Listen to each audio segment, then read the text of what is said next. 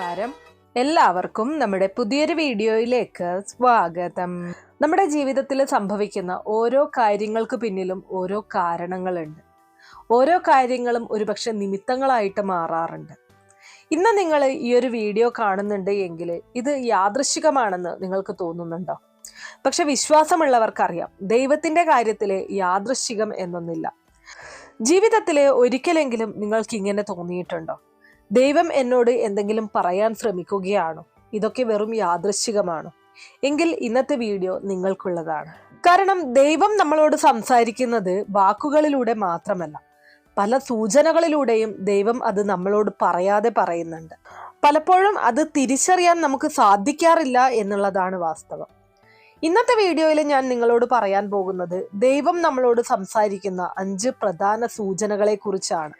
ഈ 5 സൂചനകളിൽ ഒന്നെങ്കിലും നിങ്ങളുടെ ജീവിതത്തിൽ സംഭവിച്ചിട്ടുണ്ടെങ്കിൽ നിങ്ങൾക്ക് ഉറപ്പിക്കാം, ദൈവം നിങ്ങളെ നേരിട്ട് നയിക്കുകയാണ്. അപ്പോൾ ഏതൊക്കെയാണ് ആ സൂചനകൾ എന്നുള്ളത് നമുക്ക് ഡീറ്റെയിൽഡ് ആയിട്ട് നോക്കാം. വീഡിയോയിലേക്ക് കടക്കുന്നതിന് മുന്നേ നിങ്ങൾ പുതിയതായിട്ടാണ് എൻ്റെ ചാനൽ കാണുന്നത് എന്നുണ്ടെങ്കിൽ ദയവേദി ചാനൽ ഒന്ന് സബ്സ്ക്രൈബ് ചെയ്യുക. തൊട്ടടുത്ത് തന്നെ ഒരു കുഞ്ഞു ബെല്ലൈക്കൺ ഉണ്ട്, അതോടൊന്ന് പ്രസ് ചെയ്യുക. അതിൽ ഓൾ എന്നുള്ള ഓപ്ഷൻ സെലക്ട് ചെയ്ത് കഴിഞ്ഞാൽ എൻ്റെ എല്ലാ വീഡിയോസിനും നിങ്ങൾക്ക് നോട്ടിഫിക്കേഷൻ കിട്ടുന്നതായിരിക്കും. ഏറ്റവും ആദ്യത്തെ സൂചന, ഒന്നാമത്തെ സൂചന എന്ന് പറയുന്നത് മനസ്സിൽ ആവർത്തിച്ചു വരുന്ന ചിന്തയാണ്. ചില ചിന്തകൾ നമ്മൾ എത്ര ശ്രമിച്ചാലും നമ്മുടെ മനസ്സിൽ നിന്ന് മാറില്ല. ചിലപ്പോൾ അതൊരു കാര്യത്തെക്കുറിച്ചുള്ള ചിന്തയാവാം, ചിലപ്പോൾ ഒരു തീരുമാനത്തെക്കുറിച്ചുള്ള ചിന്തയാകാം, ചിലപ്പോൾ ഒരു വ്യക്തിയെക്കുറിച്ചുള്ള ചിന്തയാകാം. എന്തുകൊണ്ട് ഇത് തന്നെ വീണ്ടും വീണ്ടും മനസ്സിൽ വരുന്നു? ഇത് നമ്മുടെ ചിന്തയല്ല, ഇത് ദൈവത്തിന്റെ ഓർമ്മപ്പെടുത്തലാണ് എന്നുള്ളതാണ് നമ്മൾ തിരിച്ചറിയേണ്ടത്. ദൈവം നമ്മളോട് സംസാരിക്കുന്നത് മനസ്സിലൂടെയാണ്. നമ്മൾ വഴിതെറ്റുമ്പോൾ അകത്തു നിന്ന് ഒരു ശബ്ദം പറയും, ഇത് ശരിയല്ല, ഇത് നിനക്ക് വേണ്ടതല്ല. അത് നിന്റെ ഭയമല്ല, നിന്റെ സംശയമല്ല, അത് ദൈവത്തിന്റെ മുന്നറിയിപ്പാണ്.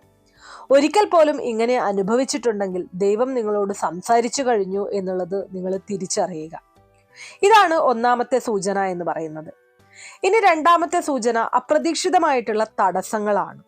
നിങ്ങൾ വളരെ ആത്മാർത്ഥമായിട്ട് ഒരു കാര്യം ചെയ്യാൻ ശ്രമിക്കുന്ന സമയത്ത്, എല്ലാം തയ്യാറായിരിക്കുന്ന സമയത്ത് അപ്രതീക്ഷിതമായിട്ട് അത് മുടങ്ങിപ്പോകുന്നു, അല്ലെങ്കിൽ ഒരു തടസ്സം വരികയാണ്.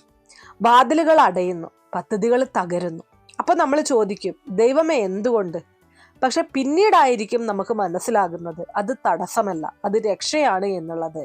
നമ്മൾ ഒരുപാട് ആഗ്രഹിച്ച് ഒരുപാട് പ്രയത്നിച്ച് ഒരു കാര്യത്തിന് ഇറങ്ങിത്തിരിച്ച് എല്ലാം ശരിയായി അവസാന ഘട്ടത്തില് ഇതുപോലുള്ള ബുദ്ധിമുട്ടുകൾ, തടസ്സങ്ങൾ വന്നു കഴിഞ്ഞാൽ നമ്മൾ ചിലപ്പോൾ ദൈവത്തെ പോലും പഴിക്കാറുണ്ട്, അല്ലെ? ദൈവം ചില വാതിലുകൾ അടയ്ക്കുന്നത് നമ്മൾ തെറ്റായ വഴി കടക്കാതിരിക്കാനാണ്. നിങ്ങൾ ഇന്ന് രക്ഷപ്പെട്ട പല കാര്യങ്ങളും ഒരിക്കൽ നിങ്ങൾ ആഗ്രഹിച്ചതായിരുന്നു. ഇന്ന് നന്ദി പറയുന്നു ആ അടഞ്ഞ വാതിലുകൾക്ക്. അത് നമുക്ക് മനസ്സിലാവാൻ ചിലപ്പോൾ ഒരുപാട് കാലങ്ങൾ എടുത്തു എന്ന് വരാം. പക്ഷെ ഇതായിരുന്നു ശരി എന്നുള്ളത് ഒരു നാൾ കാലം നമുക്ക് തെളിയിച്ചു തരും, അല്ലെങ്കിൽ കാട്ടിത്തരും എന്നതാണ്. അത് ദൈവം നിങ്ങളോട് പറഞ്ഞ ഒരു ശക്തമായ സന്ദേശമായിരുന്നു എന്നത് അപ്പോൾ മാത്രമാണ് നിങ്ങൾക്ക് തിരിച്ചറിയാൻ സാധിക്കുന്നത്.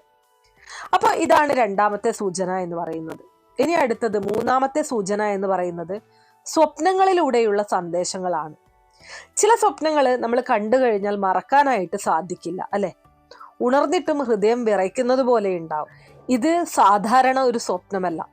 ശാസ്ത്രങ്ങളിലും ആത്മീയ ഗ്രന്ഥങ്ങളിലും പറയുന്നുണ്ട്, ദൈവം സ്വപ്നങ്ങളിലൂടെ മനുഷ്യരോട് സംസാരിക്കുന്നു എന്നത്.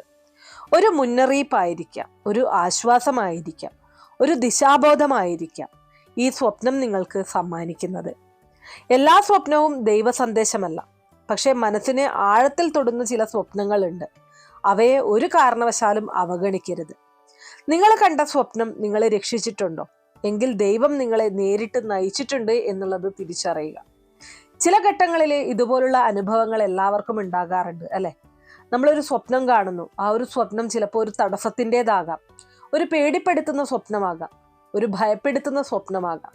വളരെ സന്തോഷത്തോടുകൂടി നാളത്തെ യാത്രയെക്കുറിച്ച് ഓർത്ത് ഉറങ്ങുന്ന നിങ്ങളുടെ മനസ്സിലേക്ക് ഒരു ദുസ്വപ്നം പോലെ, അല്ലെങ്കിൽ ഒരു ദുസൂചന പോലെ ഒരു സ്വപ്നം കടന്നു വരികയാണ്. രാവിലെ എഴുന്നേറ്റ് ആ ഒരു പ്രോഗ്രാമിനായിട്ട്, അല്ലെങ്കിൽ ആ ഒരു യാത്രയ്ക്കായിട്ട് നിങ്ങൾക്ക് പോകാൻ സാധിക്കുന്നില്ല, അല്ലെങ്കിൽ നിങ്ങളുടെ മനസ്സ് തന്നെ അതിനൊരു തടസ്സം പിടിക്കുകയാണ്. ഇങ്ങനെ വരുമ്പോൾ നിങ്ങൾ തിരിച്ചറിയേണ്ട കാര്യം, അത് ദൈവം നിങ്ങൾക്ക് നൽകിയ സൂചനയാണ്. ആ സ്വപ്നം നിങ്ങളെ ഉറപ്പായിട്ടും ജീവിതത്തിൽ എവിടെയോ രക്ഷിച്ചിട്ടുണ്ട്. ഇതാണ് മൂന്നാമത്തെ സൂചന എന്ന് പറയുന്നത്. ഇനി അടുത്തതായിട്ട് നാലാമത്തെ സൂചന അകത്തുള്ള സമാധാനം അല്ലെങ്കിൽ അസ്വസ്ഥതയാണ്.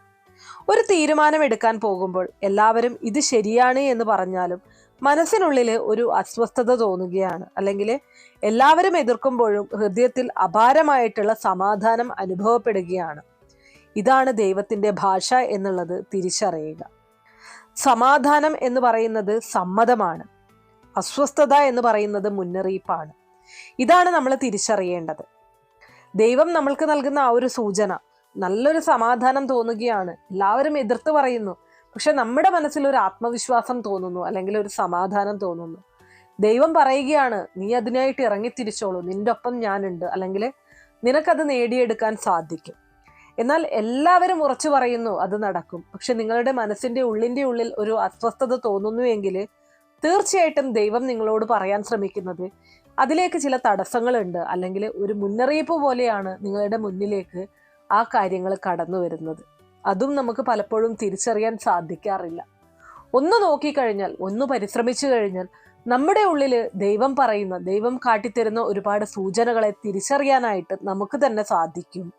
നിങ്ങൾ ജീവിതത്തിൽ ഒരിക്കലെങ്കിലും ഈ ശബ്ദത്തെ അവഗണിച്ചിട്ടുണ്ടോ?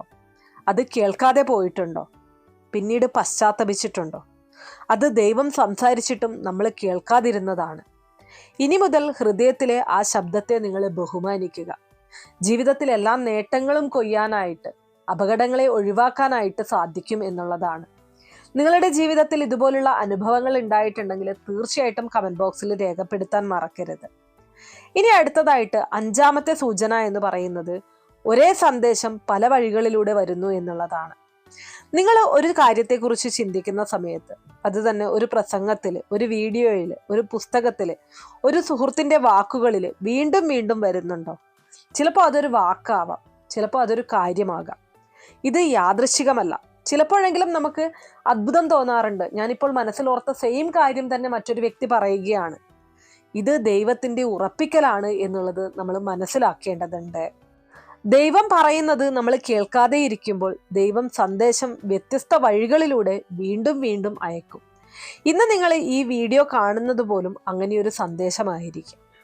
പലപ്പോഴും നമ്മൾ പറയാറുണ്ട്, നിമിത്തം എന്ന് പറയുന്നത് ഒരു ശാസ്ത്രമാണ്. നമ്മുടെ കൺമുന്നിലേക്ക് വരുന്ന ഓരോ കാര്യങ്ങളും നമുക്ക് നൽകുന്നത് ഓരോ നിമിത്തങ്ങളാണ്, ഓരോ സന്ദേശങ്ങളാണ്.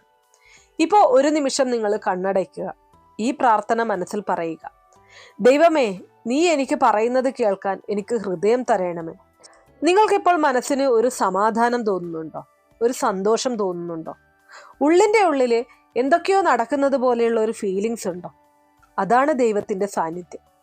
ദൈവം നിങ്ങളോട് സംസാരിക്കുന്നുണ്ട്, പക്ഷെ അത് കേൾക്കാൻ നമ്മൾ നിശബ്ദരാകണം എന്നത് മാത്രമാണ്. നിങ്ങൾ ഒരിക്കലും ഒറ്റയ്ക്കല്ല, നിങ്ങൾ നയിക്കപ്പെടുകയാണ്. ആ സത്യമാണ് നമ്മൾ ഓരോരുത്തരും തിരിച്ചറിയേണ്ടത്. അപ്പോൾ ഇത്രയേ ഉള്ളൂ ഇന്നത്തെ വീഡിയോ. ഈ വീഡിയോ നിങ്ങൾക്ക് ഉപകാരപ്രദമാവുകയാണെങ്കിൽ തീർച്ചയായിട്ടും വീഡിയോ ലൈക്ക് ചെയ്യാനും ഷെയർ ചെയ്ത് മറ്റുള്ളവരിലേക്ക് എത്തിക്കാനും മറക്കരുത്. ഇതുപോലുള്ള അറിവുകൾക്കായിട്ട് നമ്മുടെ ഈ ചാനൽ ഒന്ന് സബ്സ്ക്രൈബ് ചെയ്യുക. നന്ദി.